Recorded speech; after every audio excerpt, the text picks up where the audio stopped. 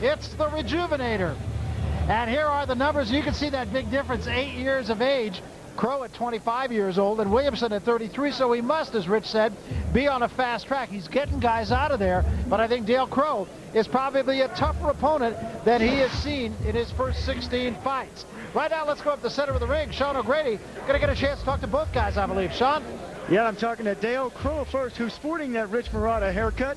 Dale Crowe, you're a little angry at this fight because your opponent, Davarryl's been talking smack all week. How are you going to attack?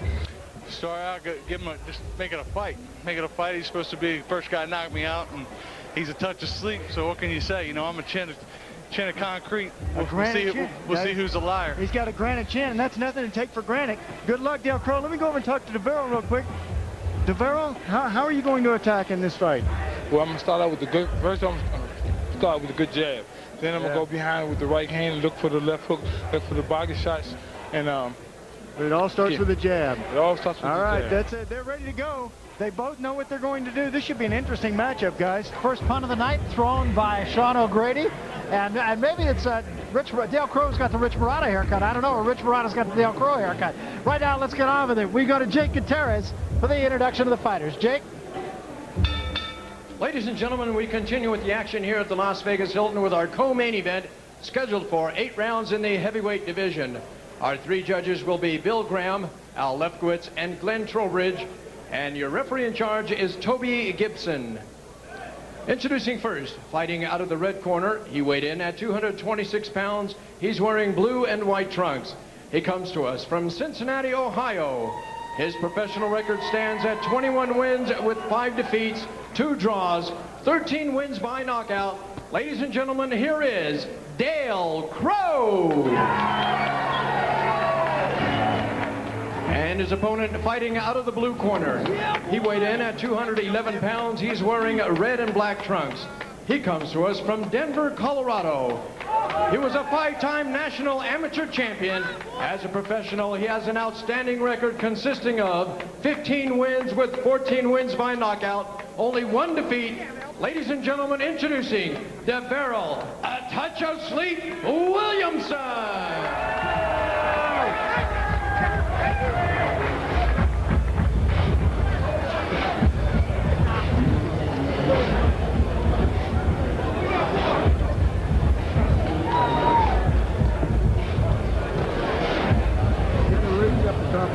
Let's go.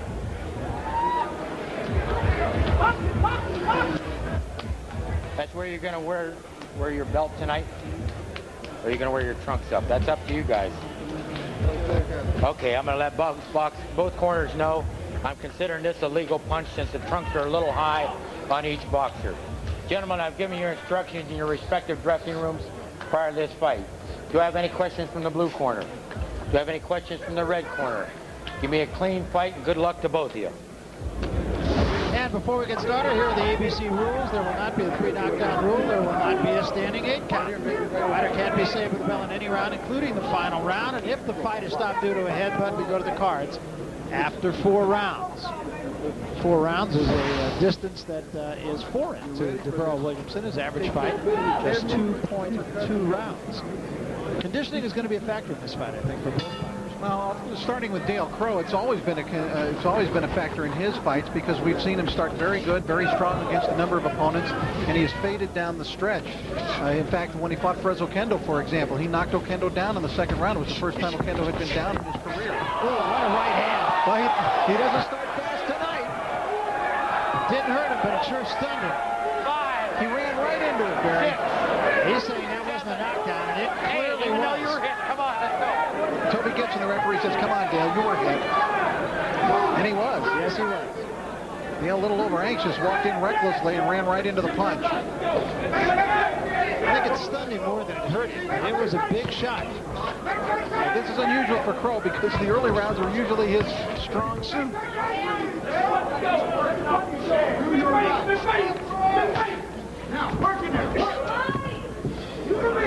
Williamson, as we said, at 33 years old. They're going to have to hustle him through his early fights, as they have. He's been fighting every couple of months.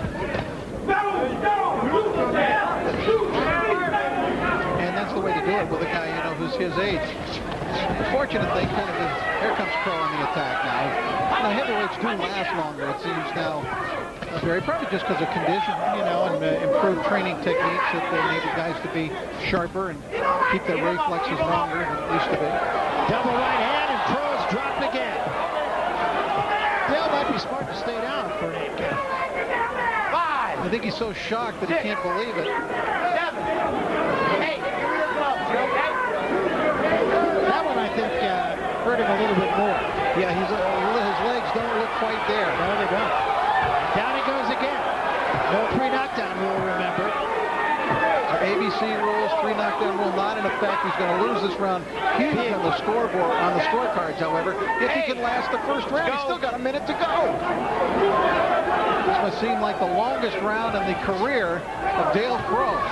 This guy has been in there with people like Michael Moore and Frezzo Kendo and Greg Page and a number of others. This has never happened to him. And again, he takes a right hand. Dale Crowe has never been down before. So this is a real first play. In fact, it's a first, second, and third. Well, what does this say maybe about Davarryl Williamson? Look at the body shots. Davarryl is coming in completely reckless. He's wide open as he comes in, but he's got so much power. He's throwing caution to the winds here. He is, and he's sticking Dale Crowe. This has been an interminable round for Crowe and a magnificent round for Williamson. Let's go.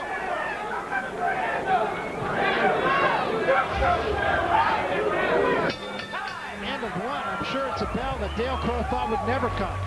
The longest round for sure in the career of Dale Crowe. I heard it. Listen. Well, the Boxing Profiles are brought to you by Mobile One. The more you know about new Mobile One, the better it is for your car.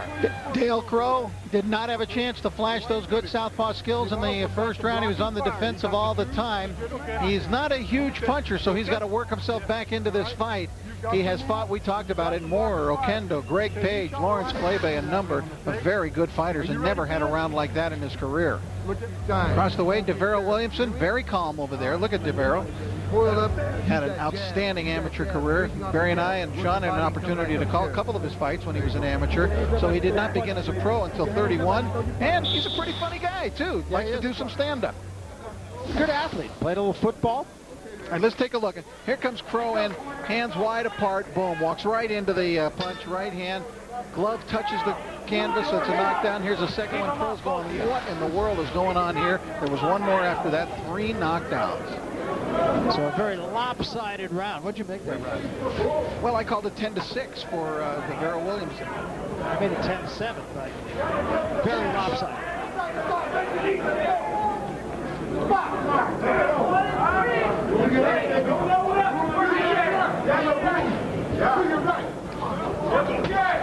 There's that right hand again. That shook him again. The guy who's not been down. Now there's a little cut over the left eye of Dale Crowe. Yeah, and it's opening up right away. Dale is going to need some time to get himself together. He's just, his legs are not all there right now. Give me a glove. He's going to probably need a good couple of rounds to get himself together. And Davarryl Williamson isn't too intent on even giving him that time. Look at, there's the eye split wide open. This has got to be just a shock to Dale Crowe. We talked to him, and you know how confident he was, Barry, coming into this fight. I don't know. That may just be a carryover from the Michael Moore fight. Let's go into the corner of Dale Crowe. Sean O'Grady's there. Sean? I'll tell you something, a lot of busy work over here in this corner. Dick Wood is getting the cut medicine out right now. He's a little tied up. He really can't talk to me because he's so busy. He is swamped. A lot of things going on in his mind. He's got to tell his fighter what to do, and he's got to try to fix that cut, guys. A lot of things going through Dale Crowe's mind, too. Mostly the right hand of Davarryl Williamson.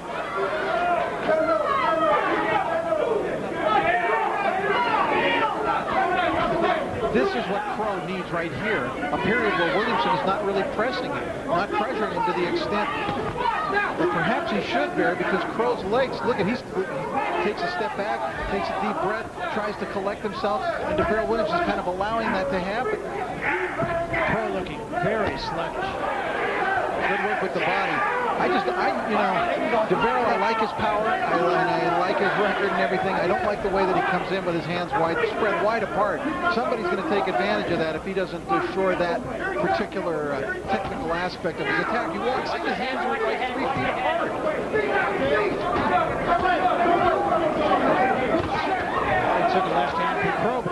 a right hand of his own. Yeah, it was a good straight punch by Crowe, the first good punch that he's landed in the fight. And it came right between those gloves. Davarryl right now kind of pot shotting Dale Crowe. Not building a sustained attack. Now, he threw an awful lot of punches very well in the course of that 3 knockdown first round. He did, and that could be a question if Crowe could gather himself here. Okay, give me a break. Toby Gibson now asking for the doctor to look at the cut over the eye of Dale Crowe. Dale Crowe's legs are still not there. Headbutt. When they wrestled to the floor. And Toby Gibson saying it was a headbutt. Stay here till the doctor gets out.